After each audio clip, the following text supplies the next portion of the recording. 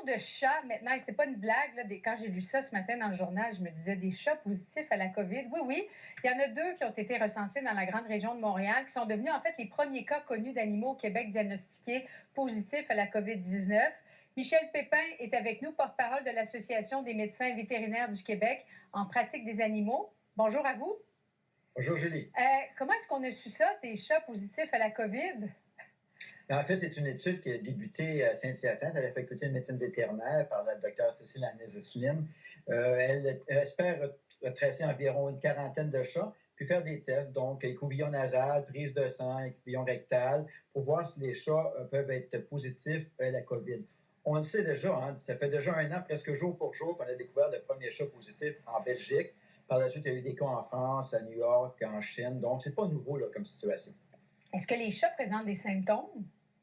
En fait, les chats peuvent attraper la COVID, mais développent très peu de symptômes. Donc, un peu de problèmes respiratoires, léthargie, fatigue, c'est à peu près tout. Vraiment pas plus de problèmes que ça. Par contre, ce qui est intéressant, c'est qu'on sait que les chats peuvent le transmettre à d'autres chats.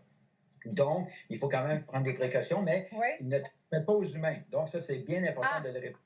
Aucun danger que les animaux, que ce soit notre chat, notre chien, nous transmettent la maladie. Ça, c'est important de rassurer la population. Donc, les chats déclarés positifs l'ont contracté d'autres chats? En fait, non, ces chats-là l'ont contracté de leur propriétaire. Donc, les D'accord. propriétaires... Donc, humains, animaux, ça se peut, mais animaux vers les humains, ça se peut pas.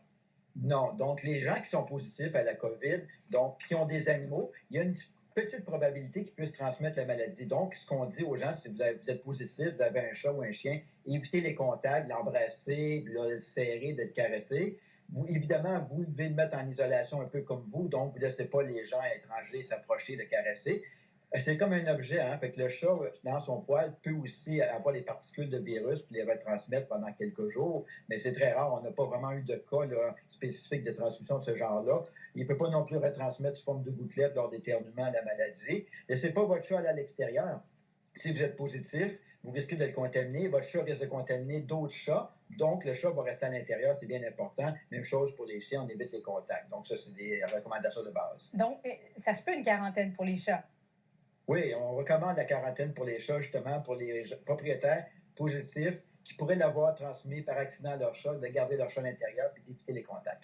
Bon, je comprends que pour les chats, d'abord, est-ce que ça peut être transmis à d'autres animaux, des chiens ou autres animaux de compagnie? Oui, les chiens peuvent aussi attraper la maladie. Par contre, les chiens ne peuvent pas la retransmettre ni aux humains ni à d'autres chiens. Il y a des hamsters, des lapins aussi qui peuvent, puis des visons, on l'a vu dans le passé, là, des visons qui peuvent contracter et retransmettre. Donc, mais pour nos animaux domestiques, c'est principalement le chat. Comme je dis, il y a quelques cas seulement. En Chine, ils ont fait une étude sur 50 chats de gens positifs à la COVID, puis on a remarqué une prévalence d'environ 12 de chats qui avaient été contaminés. Donc, ici au Québec, l'étude ne porte que sur 5 chats, donc c'est très peu, mais 2 sur les 5 étaient positifs. Fait qu'on espère à la faculté vétérinaire de pouvoir recruter d'autres personnes dans les prochaines semaines. On va indiquer de quelle manière on va faire le recrutement au cours des prochaines semaines pour avoir des gens positifs avec des chats positifs aussi. Est-ce qu'on peut en mourir? Est-ce que c'est mortel pour le chat?